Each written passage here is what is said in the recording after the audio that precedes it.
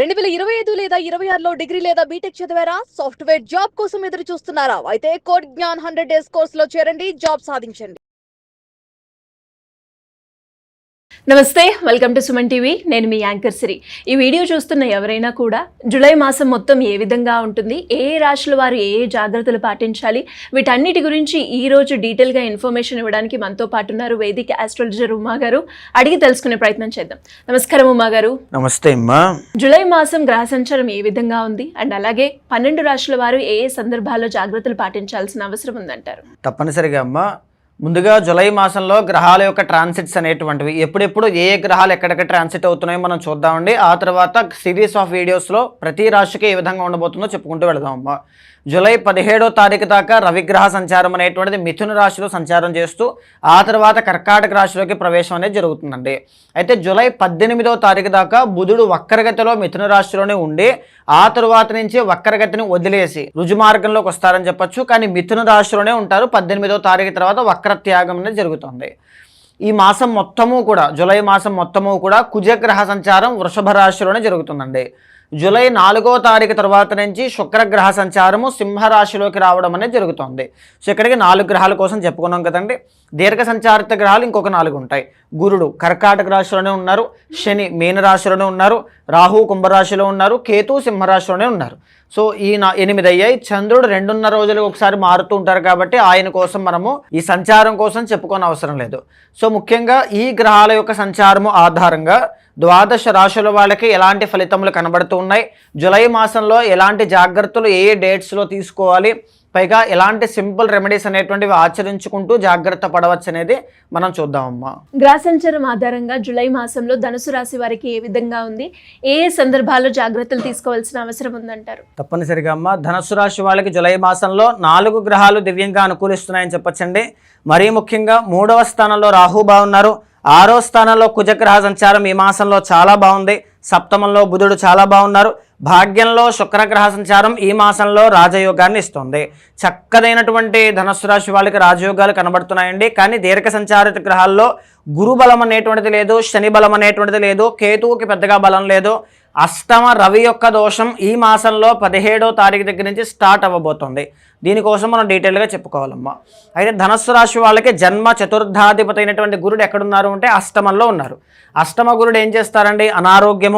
అనారోగ్యము కంటే ఏదైనా అనారోగ్య సమస్య వస్తుందేమో అనేటువంటి ఒక భయం, అంటే రోగ భయము అంటారు చూసారండి. తలనొప్పి వచ్చిందనుకోండి, తలలో ఏదైనా అయిపోయిందేమో అనే ఒక భయాన్ని క్రియేట్ చేయడం, కొద్దిపాటి అవమానాలు లేకపోతే కొద్దిపాటి ఖర్చులు విపరీతంగా ఇవ్వడం, ఆ కాన్ఫిడెన్స్ లెవెల్స్ అన్నీ కూడా తగ్గడము, 4th లార్డ్ కాబట్టి ఫ్యామిలీ విషయంలో చికాకులు అనేటువంటివి రావడము, లేకపోతే తల్లి యొక్క అనారోగ్యము. మీరు బాగా గమనించుకోండి, ధనుస్సు రాశి వాళ్ళు మూల, పూర్వాషాఢ, ఉత్తరాషాఢ నక్షత్రం 1వ పాదం వరకు 2025 ఏప్రిల్ తరువాత కానీ మొన్న జరిగినటువంటి జూన్ 2వ తారీఖు తరువాత కానీ డెఫినెట్గా మీ అమ్మగారి యొక్క అనారోగ్య సమస్యలు ఏమైనా మీరు చూసారా? సో ఇది మాత్రం గుర్తుపెట్టుకోండి, ఎందుకంటే అలాంటివి వచ్చే అవకాశాలు చాలా బలంగా ఉన్నాయి, అందుకని చెప్తున్నా. సో ఈ మదర్ రిలేటెడ్ హెల్త్ ఇష్యూస్ అనేటువంటివి రావడం, మదర్తో చిన్న చిన్న విభేదాలు రావడం లాంటివి కూడా ఇండికేషన్ కనబడుతుంది. అయితే బాగా గమనిస్తే 3rd హౌస్లో ఉన్నటువంటి రాహు చాలా బాగున్నారండి, విచ్ ఇండికేట్ సిబ్లింగ్స్ వల్ల మీకు బెనిఫిట్ కలుగుతుంది. అంటే మీ అన్నయ్య, తమ్ముడు, అక్క, చెల్లి వీళ్ళ ద్వారా మీకు ఏదైనా మంచి జరగడము, వాళ్ళ ద్వారా మీకు లాభాలు అనేటువంటి వచ్చే అవకాశం చాలా బలంగా కనబడుతుంది అని చెప్పుకోవచ్చండి. సో మనం బాగా గమనిస్తే 4వ స్థానంలో శని, దాన్నే అర్ధాష్టమ శని అంటాం. పనుల్లో ఆటంకాలు ఇవ్వడం కానీ, ఒత్తిడి కానీ, కుటుంబంలో చికాకులు కానీ, ఏ పని పూర్తవ్వకపోవడం, మీకు కూడా బద్ధకము, నిర్లక్ష్యము, సోమరితనం లాంటివి పెరగడం లాంటివి కనబడుతూ ఉంటాయి.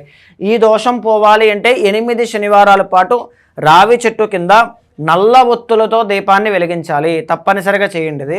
గురు బలం కూడా మీకు తగ్గింది. నవంబర్ 1వ తారీఖు దాకా ప్రతి సోమవారము, గురువారము శివుడికి అభిషేకం చేయించండి. ఇది మాత్రం మానొద్దు, లేకపోతే ఆర్థిక సమస్యలు విపరీతంగా ఇబ్బంది పెడతాయి. పంచమ వ్యయ అధిపతి అయినటువంటి కుజుడు జాతకంలో మీకు 6వ స్థానంలో యోగదాయకంగా ఉన్నారు. అంటే మీరు ఏదైనా సంతానం కోసం ప్లానింగ్ చేయాలంటే ఈ మాసంలో అనుకూలంగా ఉంది, ప్రేమ విషయంలో ఈ మాసంలో అనుకూలంగా ఉంది, హయ్యర్ ఎడ్యుకేషన్ కోసం ఈ మాసంలో అనుకూలంగా ఉంది, విదేశీ ప్రయత్నాలకు సంబంధించిన ఏర్పాట్లు ప్రయత్నాలన్నీ కూడా ఈ మాసంలో అనుకూలంగా ఉంటాయి.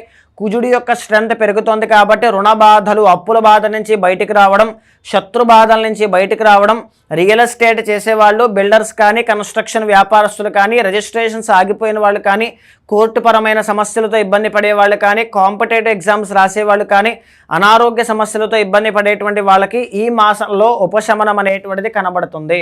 అయితే ముఖ్యంగా 6th and 11th లార్డ్ అనేటువంటి శుక్రుడు ఈ మాసంలో మీకు అనుకూలంగా ఉన్నారు కాబట్టి ధనయోగము అనేటువంటిది ఈ మాసంలో కనబడుతోంది. రుణ బాధల నుంచి బయటకు వస్తారని చెప్పొచ్చు. ఎప్పటి నుంచో మీరు పడే సమస్యలకి ఈ మాసంలో పరిష్కారం అనేటువంటిది కనబడుతుంది. మంచి ఆరోగ్యంతో చాలా ప్రశాంతంగా హాయిగా గడిపేటువంటి క్షణాలన్నీ కూడా ఈ మాసంలో ధనస్సు రాశి వాళ్ళకి ఉన్నాయి. 7th and 10th లార్డ్ అయినటువంటి బుధుడు అండి ఈ మాసంలో సప్తమంలో బుధుడు యొక్క అనుకూలత చాలా బాగుంది. 18వ తారీఖు లోపు వ్యాపార ప్రయత్నాలన్నీ కూడా అనుకూలంగా ఉంటాయి. వ్యాపారం పెట్టినటువంటి వాళ్ళకి మంచి లాభాలు అనేవి చూసే అవకాశం ఉంది. ఇన్వెస్ట్మెంట్స్ కానీ, స్టాక్ మార్కెట్ కానీ, షేర్ మార్కెట్ కానీ, ట్రేడింగ్ కానీ చేసేటువంటి వాళ్ళకి 18వ తారీఖు దాకా చాలా అనుకూలమైనటువంటి దశ. ఈ టైంలో అధికమైన లాభాలు అనేటువంటివి చూస్తారు.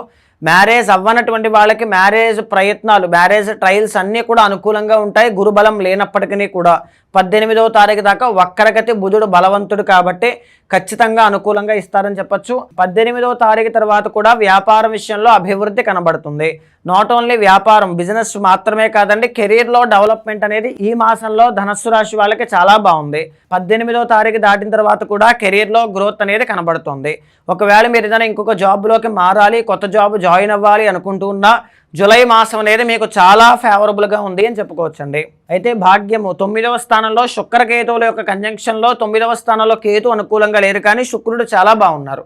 అంటే కొన్ని పనుల్లో రావాల్సినటువంటి డబ్బులన్నీ కూడా వాయిదా పడవచ్చు. ఈరోజు వస్తాయనుకున్న డబ్బులన్నీ కూడా 4 రోజులు పెండింగ్ పడవచ్చు. ఈరోజు ఇస్తాను అని చెప్పి లాస్ట్ మినిట్లో ఎవరైనా మీకు ఇబ్బంది పెట్టవచ్చు. ఇలాంటివి కనబడతాయి. దానివల్ల మీరు టెన్షన్ పడడం, ప్యానిక్ అవ్వడం లాంటివి కనబడతాయి అని చెప్పొచ్చండి. ఓవరాల్గా చెప్పాలి అంటే ధనస్సు రాశి వాళ్ళకి ఈ మాసంలో చాలా అనుకూలమైన దశలు కనబడుతున్నాయి. పనుల్లో ఆటంకాలు, పనులు పెండింగ్ పడడము తప్ప ముఖ్యమైన సమస్యలు ఏమీ కూడా అంతగా గోచరించట్లేదు ఈ మాసంలో స్టార్ట్ అయ్యేవి. సో ఏ పని పెండింగ్ పడకుండా చూసుకోండి. అష్టమంలో రవి అష్టమ స్థానంలోకి సంచారం చేస్తూ ఉన్నారు కాబట్టి 17వ తారీఖు దాకా వెల్ అండ్ గుడ్ అని పర్వాలేదు, యావరేజ్గా ఉంటుంది. 17వ తారీఖు దాటిన తరువాత మీ నాన్నగారి యొక్క అనారోగ్యాన్ని మీరు చూస్తారు. భాగ్యాధిపతి అష్టమంలో ఉన్నారు కాబట్టి నాన్నగారి యొక్క ఆరోగ్యాన్ని చాలా చక్కగా చూసుకోండి. ఎలాంటి అనారోగ్య సమస్యలు రాకుండా ముందుగానే జాగ్రత్త పడడం చాలా మంచిది. భాగ్యాధిపతి అష్టమంలో ఎప్పుడైతే ఉంటారో మీరు ఎవరికైతే డబ్బులు ఇస్తారో 18వ తారీఖు తరువాత నుంచి ఆ డబ్బులన్నీ ఆగిపోవడం, పనుల్లో ఆటంకాలు, మానసిక శారీరక శ్రమ ఎక్కువగా పెరగడము, సమయానికి భోజనం లేకపోవడం, సరైన నిద్ర లేకపోవడం, తలనొప్పులు, మైగ్రేన్ విషయంలో కాస్త ఇబ్బందులు, కంటి సమస్యలు లాంటివి ఈ మాసంలో 17వ తారీఖు తర్వాత నుంచి గోచరిస్తూ ఉన్నాయి. తప్పనిసరిగా ధనస్సు రాశి వాళ్ళు ఈ మాసంలో ఆదివారం నాడు బెల్లము దానంగా ఇవ్వాలి. ఆదివారం నాడు ఆదిత్య హృదయాన్ని చదవాలి. ప్రతి గురువారము కూడా కుక్కలకి ఆహారం తినిపించడము కానీ, ఆవు నెయ్యితో శివుడికి అభిషేకం చేయడం కానీ మానకుండా నవంబర్ వరకు చేయాలి. నవంబర్ 1వ తారీఖు దాకా ప్రతి గురువారము శివుడికి ఆవు నెయ్యితో అభిషేకం చేయవలసిందే. ప్రతి శనివారము లేదా 8 శనివారాల పాటు నల్ల ఒత్తులతో దీపాన్ని రావి చెట్టు కింద వెలిగించడం కానీ, శనిదేవుడి దగ్గర వెలిగించడం వల్ల శని పీడ, శని దోషముల నుంచి బయటకు వస్తారండి. ఈ మాసంలో వీళ్ళకి కలిసి వచ్చే రంగు ఏంటో మా గారు? ఈ మాసంలో ఆకుపచ్చ రంగు చాలా బాగుంటుందమ్మా. కలిసి వచ్చే నెంబర్ 5 చాలా బాగుంటుందండి. కలిసి వచ్చే వారం బుధవారం చాలా బాగుంటుందండి. ఏ దేవత ఆరాధన చేస్తే బాగుంటుంది? విష్ణుమూర్తి యొక్క ఆరాధన చాలా మంచి చేస్తుందమ్మా. అండ్ అలాగే ఇంకెవరికైనా కూడా, ఏ రాశి వాళ్ళైనా కూడా వారి యొక్క జాతక రీత్యా మీ దగ్గరకు వచ్చి వాళ్ళు ఏదైతే రెమెడీ చేసుకోవాలి అనుకుంటున్నారో దానికి సంబంధించి పూర్తి వివరాలు తెలుసుకోవాలి అంటే ఏ విధంగా ఉంటుందంటారు? తప్పనిసరిగా అండి, అలాంటి వాళ్ళు ఎవరైనా ఉంటే కింద కనిపించే నెంబర్కి కాల్ చేస్తే మా వాళ్ళు మీకు పూర్తి వివరాలు అందిస్తారు.